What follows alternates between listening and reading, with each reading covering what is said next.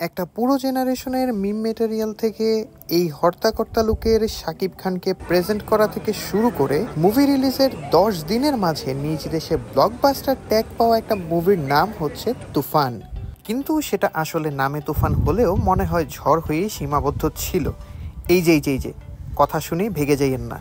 সবার কাছে তো খালি ভালো ভালো শুনলেন, আমার কাছে পুরোটা শুনেন একদম কাট টু কাট পয়েন্টে, তারপর আপনিই জাজ করেন একটা মুভি বর্তমানে হিট হবে কিনা, কন্টেন্টের পাশাপাশি কতটা হাইপ আপনি ক্রিয়েট করতে পারলেন তার উপর অনেকখানি নির্ভর করে। শাকিব খানের ভ্যাবলা লুক থেকে যখনই এমন মারদাঙ্গা অ্যাকশন লুকের পোস্টার লিক হয় তখনই হাইপ উঠে যায় তুঙ্গে।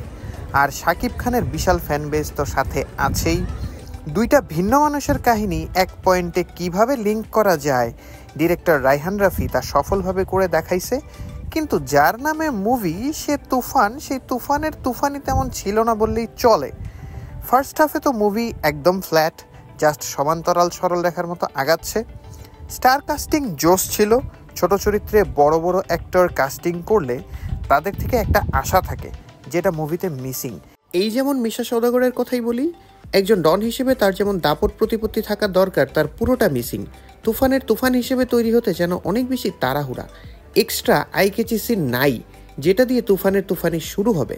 জাস্ট নায়ক নামলো, তার সামনে সব শেষ, সব হাতের মোয়া টাইপ, যেটা একেবারেই জমতেছিল না। ওয়েট, একজন তো আছেই। কে আবার? চঞ্চল চৌধুরী।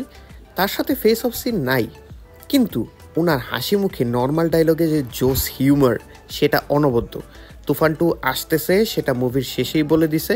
তুফান আর এসি আকরাম মানে চঞ্চল চৌধুরীর কম্বো কি হয় সেটাই দেখা যাক। অ্যাকচুয়ালি ডিরেক্টর আমাদের এটা বুঝাইতে সক্ষম হয়েছে যে মুভির নাম যেহেতু তুফান, তাই আপনি আগে থেকেই প্রিপেয়ার থাকবেন। নায়ক যাই করুক প্রতিপক্ষ হবে একদম চুনোপুটি, তাই হয়তো এইসব খামতি আমাদের মাথায় আসেই নাই। আরও একটা কথা, টিজ অথবা ট্রেলারে যতটা অ্যাকশন দেখানো হয়েছে সেটার কোনো ফিলই আমি মুভিতে পাই নাই।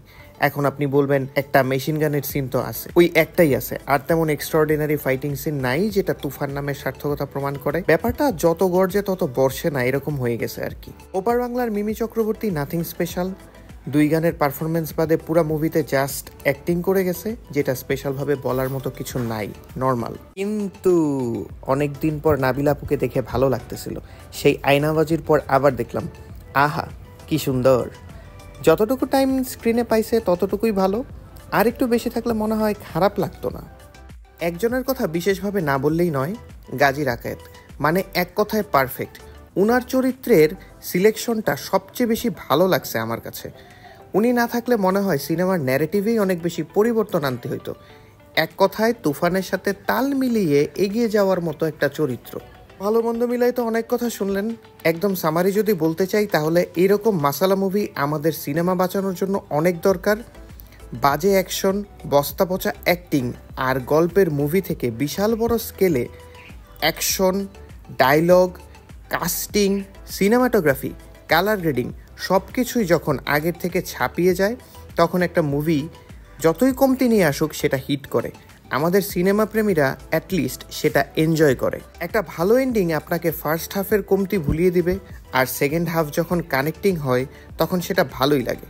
এই রে, শাকিব খানের ব্যাপারে তো কিছুই বললাম না, কিছু বলা লাগবে না মনে হয়, কারণ 2টা জায়গা থেকে 2টা রোলে প্লে করা, একদম ঝানু অ্যাক্টরের মতো তার নিজের ক্যারেক্টারটা ফুটায় তোলা, এটাই তো চাইছিল তার ফ্যানরা এতদিন। এইখানে জাস্ট তুফান অনেক বেশি সফল। ডিরেক্টরকে অবশ্যই অনেক বেশি ধন্যবাদ এভাবে শাকিব খানকে প্রেজেন্ট করার জন্য। যাই হোক, অনেক পেঁচাল পারছি। বিং ভাষণের নতুন ভিডিও তাড়াতাড়িই আসবে। বাংলা সিনেমা অনেক আগায় যাক, কিন্তু আমাকে তো একটুও আগায় নিলেন না। সাবস্ক্রাইব কে করবে, লাইকও তো দিলেন না। আচ্ছা আসি তাহলে আজকে, টাটা।